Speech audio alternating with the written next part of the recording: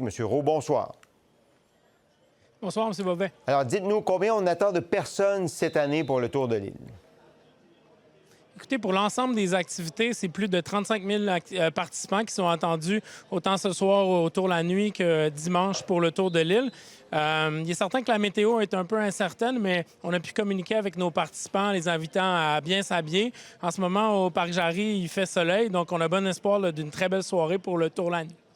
Bon, puis le mauvais temps fait partie de certaines éditions. Sauf erreur, la première édition s'est tenue sous une pluie diluvienne. Il y avait 7 000 inscriptions. Il y a 3 500 personnes qui se sont présentées. Mais donc, ça ne refroidit pas toujours les gens. Parlez-nous de la popularité de l'événement. 35 000 personnes. Je comprends qu'il y en avait 45 000 entre 91 et 97. Est-ce que c'est un événement qui est bien consolidé ou vous perdez un peu d'adeptes à chaque année? Ah bien, c'est certain qu'au tournant des années 90, là, il fallait même refuser des inscrits.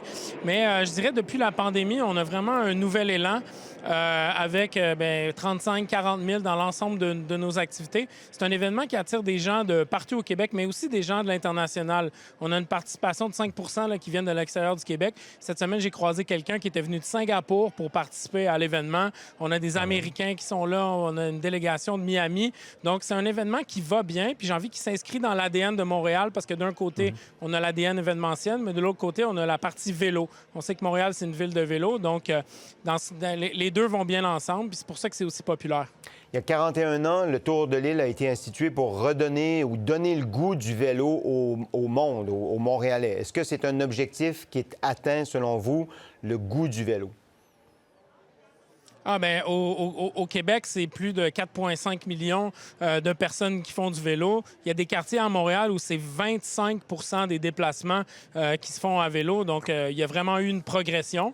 Par contre, l'événement garde sa pertinence parce que d'un côté, pour les cyclistes confirmés, bien, c'est une grande fête, c'est un moment de rassemblement, c'est quelque chose de très agréable.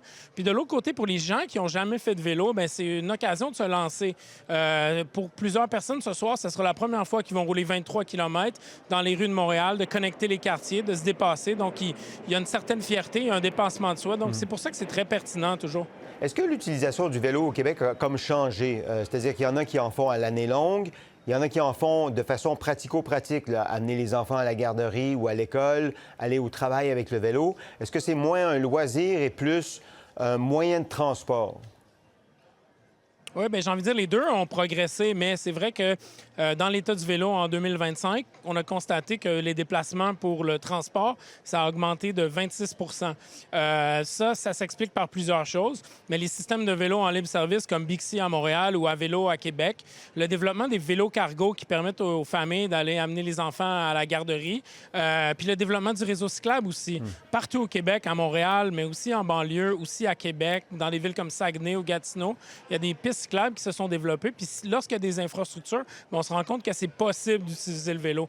Donc, j'ai envie de dire, le vélo, c'est une solution simple à des problèmes complexes. Puis au Québec, on a avantage à continuer d'investir dans le vélo pour pouvoir avoir plus de solutions pour la mobilité. Juste un mot pour la fin de semaine. Est-ce que les nids de poules vous font peur?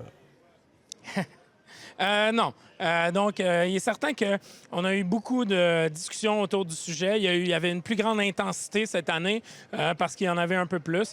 Mais nous, on a suivi le même processus, à savoir, on a marché le parcours il y a un mois, on a collaboré avec les arrondissements. Moi, j'ai eu des bonnes nouvelles toute la semaine que le travail progressait.